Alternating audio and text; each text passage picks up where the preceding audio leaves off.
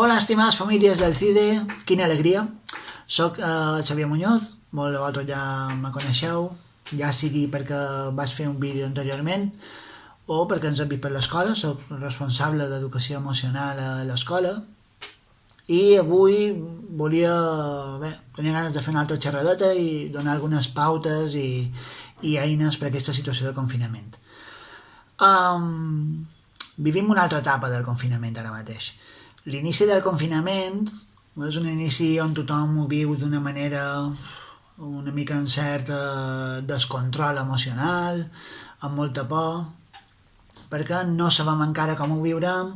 El cervell a més funciona enviant-nos missatges negatius, envia missatges negatius perquè tu te quedis a la zona de confort, a la zona que coneixes, i per això funciona creant escenaris quasi apocalíptics, no?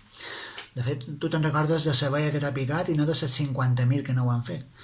Per tant, l'inici era una mica complicat fins que comences a construir hàbits, comences a construir rutines i ja se va fent el dia a dia. No? Ara és un moment on hi pot haver cert esgotament, fins i tot de les rutines que teníem marcades, i aquest cansament de no veure familiars, d'estar en aquesta situació, i és algo molt freqüent, perquè una mica la rutina ja l'han cremat, una mica tothom ja ha fet spa, tothom ha fet el pastís, tothom ha fet la subscripció a budisme, a ioga, i per tant estem en una situació on vivim més de la il·lusió de la sortida d'aquesta situació que de la pròpia rutina, no? Per tant, avui volia parlar d'una cosa que a nivell relacional és molt interessant, no? I és com afloren els rols en una situació de confinament com aquesta, no? Una situació de passar tant de temps amb els nostres, afloren les nostres maneres de sentir i les nostres maneres de relacionar-nos, que són molt interessants. Si parlem de relacions, hi ha relacions tòxiques que són insanes, hi ha relacions sanes, i després hi ha relacions que a molta gent li agrada dominar-les detox. Hi ha relacions amb gent que te fa millor i te fa sentir millor i t'eleva, no? D'alguna manera. Quan parlam a nivell relacional, som éssers supersociables i amb això superdependents. A mi no m'agrada dir que amb el pas dels anys ens convertim en persones independents, m'agrada més parlar d'anar construint a nivell relacional dependències sanes, val? I això és important que ho entengueu, sobretot a través de rols. Mireu, els rols, per cert, sempre que demanen que són els rols, els nens sempre contesten sushi, val? Però imagino que vosaltres sí que teniu més noció que els rols són aquesta disposició que tenim a comportar-nos d'una determinada manera, a ser d'una determinada manera i a nivell relacional de com ens comportam, com ens sentim i com interactuam. Val? I és molt important identificar-los i definir-los perquè diu molt de nosaltres mateixos. Hi ha un rol molt interessant, són 3 rols. 3 rols que tots hem de tenir identificats i que tots hem de tenir presents a la nostra vida. Si un dels rols no té espai, alguna cosa estan fent malament. Val? Tots han de tenir presència. Està el rol de pare o de mare. El rol de pare o mare és un rol molt cuidador, és un rol de mimar molt, és un rol també autoritari a vegades, de marcar límits, d'estar molt damunt. Val? Aquests rols no sempre els hem de tenir si tenim fills. A vegades els de tenim sense tenir fills. Val? Després en parlarem d'això. Però aquest rol de pare o mare és el rol freqüent i comú que hem de tenir amb els nostres fills. Això seria lo sa. Després, si nosaltres tenim aquest rol autoritari, tenim aquest rol cuidador, de mimar, hi ha un rol que és el de nino, que és el rol de persona que se deixa cuidar, se deixa mimar, que deixa que el cuidin, l'orientin, val? I el rol de nin també és un rol de persona que se queixa, val? Tots coneixem persones que contínuament se queixen. Aquesta persona que se'n va de vacances i què tal? Bueno, sí, l'habitació era petita, el menjar dolent... Hi ha gent que se queixa per tot. Hi ha gent que té el rol de nin molt instal·lat. Val? Per tant, és una queixa contínua. I aquestes persones que se queixen contínuament el que volen és apreci, és el mimo, és l'atenció. Val? Per tant, aquests dos rols són fàcilment identificables. I després hi ha el rol d'adult. El rol d'adult és un rol intermig i és un rol més neutre, és el que pren decisions, és el que diu que s'ha de fer o que no s'ha de fer. Val? Si un, per exemple, va a un parc temàtic, un, per exemple, va a PortAventura, abans de pujar una atracció, tu estàs davant de Dragon Khan, per exemple, i allà apareix el rol de nin. El nin que se queixa. Ui, això està molt alt, ui, fa renou, comences a veure coses, ui, allà, aquella part pareix que no està molt ben fixada, cerca París per justificar no haver de pujar-se, val? El nin se queixa. I el nin se queixa, però l'adult ha de prendre la decisió de si puja o no puja, val? Però ha d'atendre el nin té por, i no passa res per tenir por. El problema és quan no atenem en el nin. Val? Per tant, l'adult decideix que pot pujar, que no hi ha tant de perill, i aquí és quan passa una cosa molt divertida i molt freqüent, que és que a una atracció d'aquestes hi puja un nin amb por i baixa un psicòpata. No? I dic que baixa un psicòpata perquè, clar, la sensació d'haver superat una por és algo tremenda, a nivell físic o emocional. Clar, puges allà amb por i després vols tornar a pujar contínuament, i una altra vegada, i puges 15 vegades a la mateixa atracció, per la satisfacció d'haver pogut lluitar contra aquella por. No? Per tant, aquests serien els tres grans rols. El que vull que entengueu és com se relacionen entre ells. Mireu, amb els nostres fills, la relació que hem de tenir és una relació vertical. Vertical què vol dir? Que hi ha persones que tenen rol de pare o mare, que diuen el que s'ha de fer, que donen instruccions, que marquen límits, i persones que han de seguir aquestes pautes, que s'han de deixar mimar. Val? És una relació vertical perquè uns diuen el que s'ha de fer i els altres segueixen aquestes pautes. No és una relació entre iguals amb els nens petits. Val? Els pares s'han de situar així. Si no se situen així, moltes vegades podem tenir problemes. Val?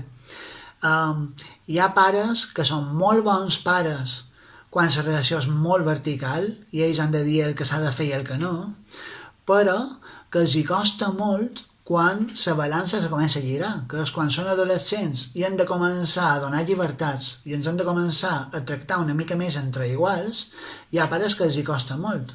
De fet, en els nens també els hi costa, val? Perquè hi ha nens que tenen molt instal·lat aquest rol de nin i estan molt del seu pare o molt de la seva mare tota la vida, i després hi ha nens, que són la majoria, que funcionen fent xantatge tota la vida, en el sentit que volen ser adults per sortir de marxa i tornar a ser el més tard possible, però fan de rol de nin quan han de posar la taula, han de fer l'habitació, val? Per tant, els nens utilitzen molt bé els rols, tot i que no entenguin molt bé com funcionen. I quina és la relació horitzontal? Aquesta relació horitzontal és la d'adult-adult, val? Que és la que tenim quan creixem i, per exemple, tractem els nostres pares de tu a tu. Però aquesta balança arriba a girar-se completament, perquè quan els nostres pares ja són majors, o la relació que tenim amb els predins, passam de ser fill dels nostres pares a tenir un rol molt paternal i molt cuidador amb els nostres pares. No? Quan els nostres pares són majors, se comporten com nens petits. Te diuen avui no he xerrat amb ningú, volen que els cuidis, volen que els vagi a veure, volen que els mimis, te volen contar la mateixa història que t'han contat 100 vegades i tu has de simular que és la primera vegada que l'escoltes. Per tant, és important entendre com aquests rols no són d'independència, sinó de dependència. Relacionalment canvia la dependència, però sempre és una dependència sana. Val? Per tant, és molt important entendre com funcionam a casa en virtut d'aquests rols. I a nivell de parella, atenció, espero que això no provoqui moltes ruptures, a nivell de parella és molt important entendre com ens relacionam amb la nostra parella. Perquè un podria pensar que lo sensat és que en parella tinguem una relació d'adult a adult, però moltes vegades no passa. Si la teva parella constantment te diu el que has de fer, que treguis els fems, que l'habitació, que si això, altre, clar, la teva parella no té un adult, la teva parella té un nin. Val? I això és molt important identificar-ho, perquè diu molt de com som, dels referents que han tingut i de com ens comportem. Val? Ara imagineu-vos una persona amb un rol molt marcat de pare, val? Que va a first dates. Imagineu aquesta persona que li encanta cuidar, li encanta mimar, li encanta entendre l'altre, amb qui tindrà una relació de parella? Però, vamos, tot d'una. Amb una persona que necessiti que la cuidin, que vulgui contar els seus problemes, que necessiti mimos, val? Per tant, una persona que li encanta cuidar i una persona que vol que la cuidin, un rol de pare i un rol de nin, tenen un vincle molt fàcil a nivell de parella, tot d'una. En canvi, dues persones en rol de pare o de mare poden tenir una relació? És complicat. Dues persones intentant agradar contínuament, competint per veure qui intenta agradar més a l'altre i cuidar més a l'altre.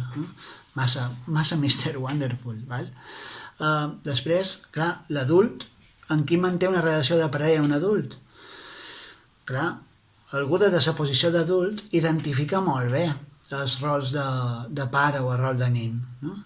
First dates, tu com a rol de pare tens com a rol d'adult, disculpeu, algú que sempre t'escriu, és que no m'ha contestat els missatges, és que has llegit el WhatsApp i no m'has contestat, val? Algú que té un rol d'adult identifica que això és un rol de nin i això no crea connexió, val? És una mica moda de broma, però per entendre com funcionen els rols, com ens comportem amb els altres i de quina manera hem d'identificar. No sempre som d'una determinada manera, òbviament, però hem d'identificar com ens comportem en família, com ens comportem amb els nostres fills. Per exemple, tinc 2 fills, amb els 2 em comporto de la mateixa manera. Els nins, a més, utilitzen molt bé això a nivell de llenguatge, no? Quan aproven diuen he aprobado, quan suspenen me han suspendido, no? Des de l'adult aproven, des del nin que se queixa suspenen.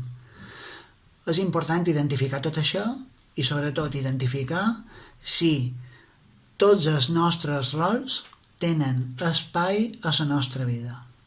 Val? Perquè una persona adulta que no se deixa cuidar, que no conta els seus problemes, tingui pares o no tingui pares, és orfe. Si no tinc un espai per queixar-me, per dir que necessit, per demanar que me cuidin, estàs orfe. Val? En el meu cas, jo tinc 36 anys, 36? Sí, 36, tot i que pareixca extraordinàriament jove, i jo quan necessito alguna cosa, quan estic refredat o tal, crida a ma mare. Ma mare, perquè me cuidi, és ma mare. Val? Això és lo normal, no? No telefona un professor o el director de l'escola, no? El vincle que he de tenir quan me posiciono més en el nin perquè estic patint, perquè estic malalt, que me cuidi ma mare, per exemple, no? Que és un vincle sa, tot i tenir la meva edat. Per tant, bé, volia fer una mica un dibuix de com afloren aquests rols, val? De com són les relacions de parella i com són les relacions amb els nostres fills i ajudar-vos a que identifiqueu això, ara que tot això està aflorant, segur, en tanta convivència, i enviar-vos una abraçada molt gran i desitjar que ens veiem aviat. Fins aviat.